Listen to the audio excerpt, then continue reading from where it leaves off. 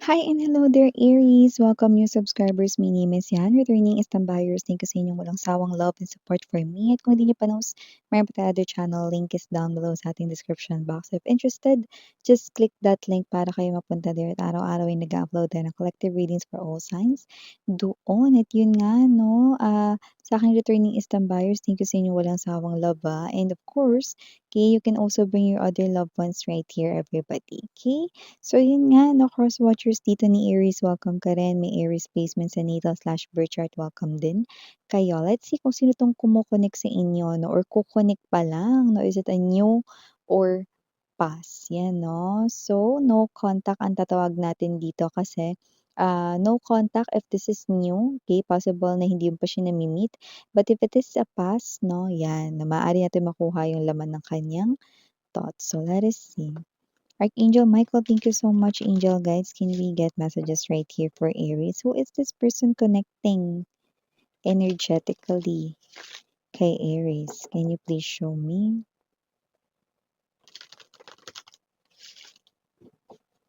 Aries, what this Aries needs to know about this energy here?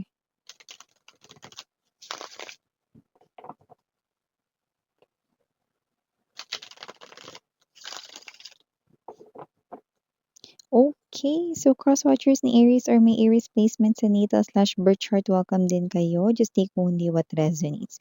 So guys, you do have here the energy of Seven of Swords, the full energy,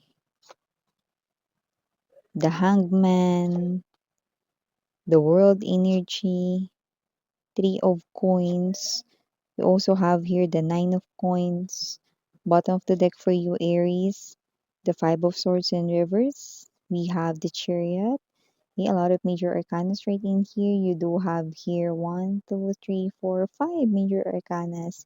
Aries, Justice. Okay, Aries, you could be dealing here with Taurus or may Taurus placement sila sa natal/birth chart, but you could be dealing with any other zodiac sign. Okay, so kung sino man itong energy na ito, tan you're definitely connecting here, no, with new person. So, nakikita natin dito, no, na itong inyong first meeting ay magiging mabilis, no? Parang may sapalos lang. Pero kung sino man 'to mga babes 'no, this person will definitely steal your heart away. So nakikita natin dito 'no, na itong moment na ito, first glance 'no, first eye to eye contact dito 'no, talagang mabibighani 'no or maaakit na kayo with this person 'no. Yeah, okay, may itsura siya rito pero hindi talaga yun yung nagpabighani sa inyo 'no. Meron ditong situation 'no, like dun sa first meeting ninyo, maaaring maaktuhan mo na yung sitwasyon na yun at yung situation na yun ang talagang magpapa-fall in love sa'yo sa tao na yun. Yeah, 'no, at first glance, love at first glance 'no. Yeah, mga babes 'no, parang love at first sight.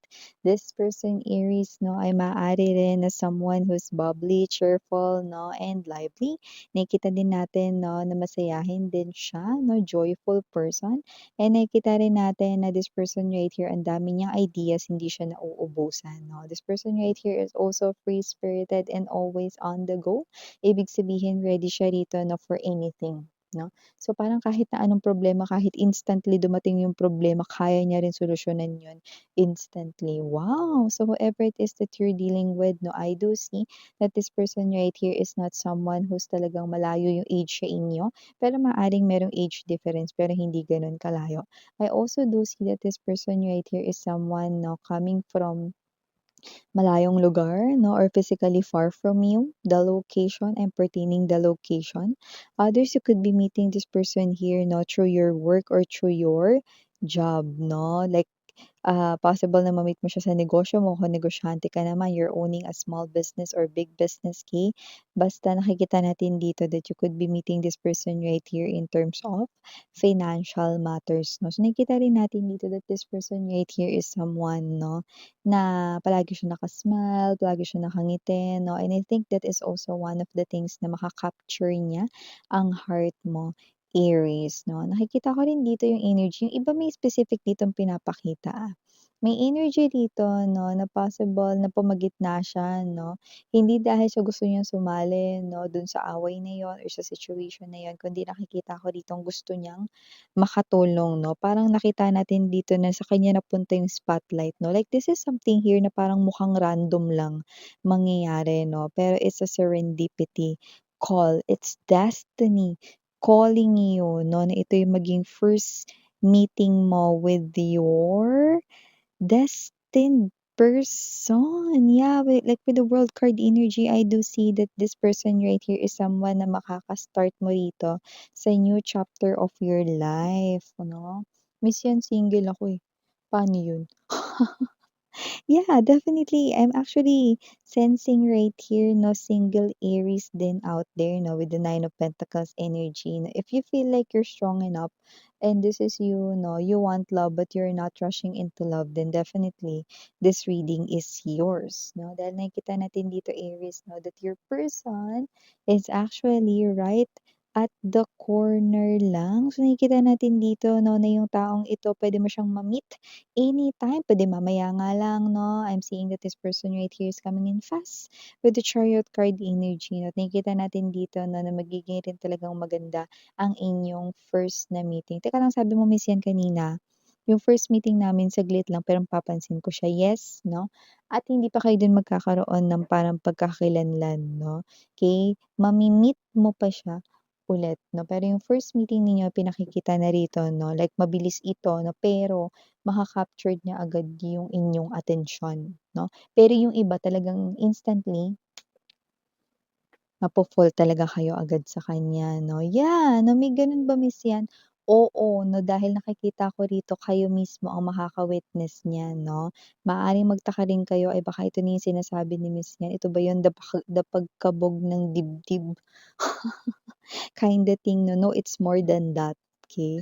There's a strong connection that this person right here 'no, that is not just a coincident 'no, okay, kundi isa talaga ritong destined pagtatagpo because you're meant to cross paths with this person because this is your person. This is the new beginning. The world card is an indication of new beginning. The full card is an indication of new beginning. The handman is an indication of future envisioning. And this is all part of your future. So definitely I'm pertaining here with your future lover and you are about to meet this future lover of yours in no time. Kaya naman no contact ngayon kasi hindi mo pa nami-meet.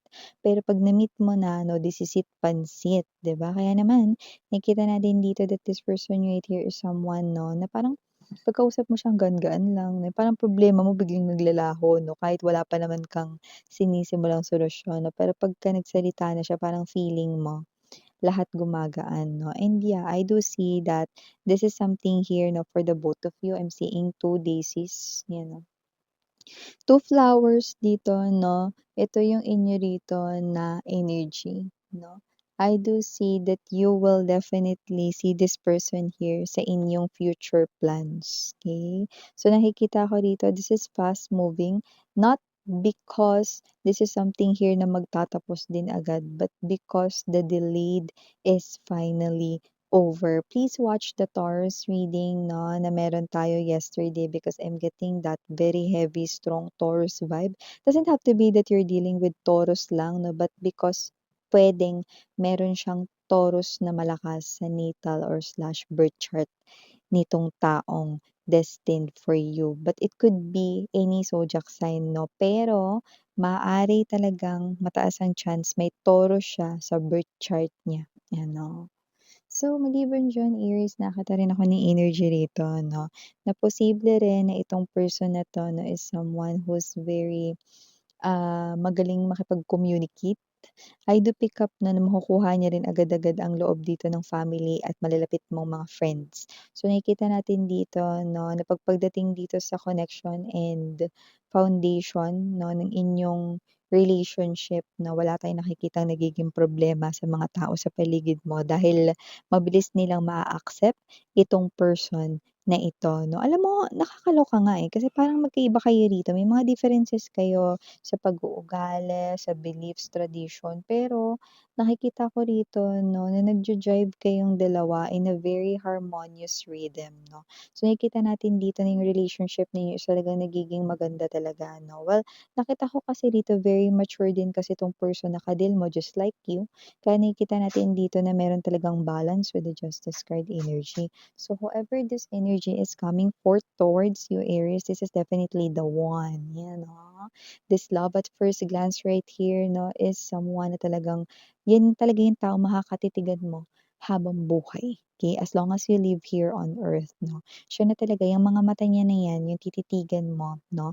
Wala nang iba, no? This person right here will bring justice dito, no? Sa mga karmic relationships mo in the past, no?